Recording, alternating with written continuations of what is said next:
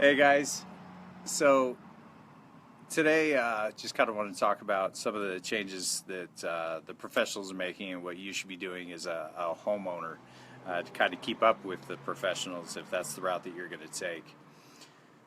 Generally this time of the year we use about a pound of nitrogen, kind of pack the lawns in here in Utah, areas of Colorado and Idaho.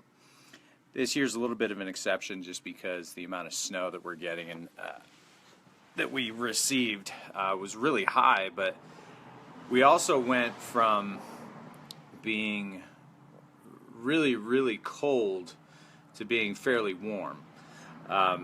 If you're going to be doing it yourself, you still want to pack that nitrate level in. I mean, we're really not going to be above 80-85 degrees here anytime soon, and if we do, the nighttime temperature is going to cool down pretty quick.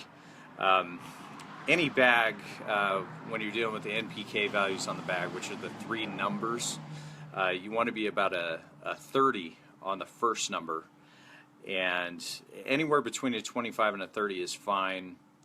The last number has to deal with potassium. Now potassium helps stimulate the roots, get that to grow. You can see the lawns are still pretty brown here. I don't necessarily want to bring my own lawn out of dormancy super quick. We want those roots to kind of chase down right now towards the water. If you are one of those people that just wants your lawn green, you can do it by putting your fertilizer down and then very quickly start watering, small increments. And I think people have a misconception on what proper watering is. Everybody's really concerned about the time frames when it's more about the depth of the water in the soil. Your water should go down about 6 to 8 inches deep. And that's where we want to keep it. But right now, again, we want the roots to establish. We want them chasing the water.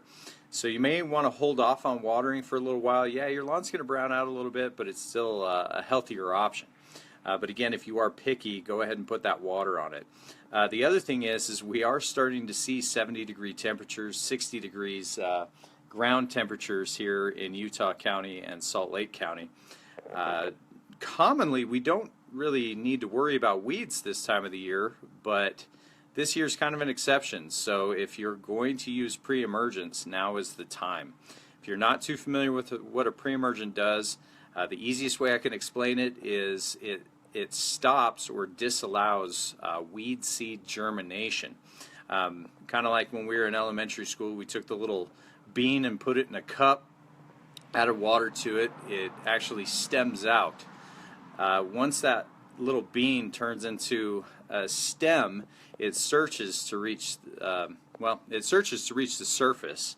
And once that occurs, we basically call that whole process germination. Now, cheaper pre-emergence will allow the weed seed to germinate. And that's a common chemical is called prodiamine. You'll find that at most of your agricultural stores and departments who sell pre-emergence. It doesn't actually kill the weed seed. So if you want something a little bit more expensive, your professional companies typically apply those themselves.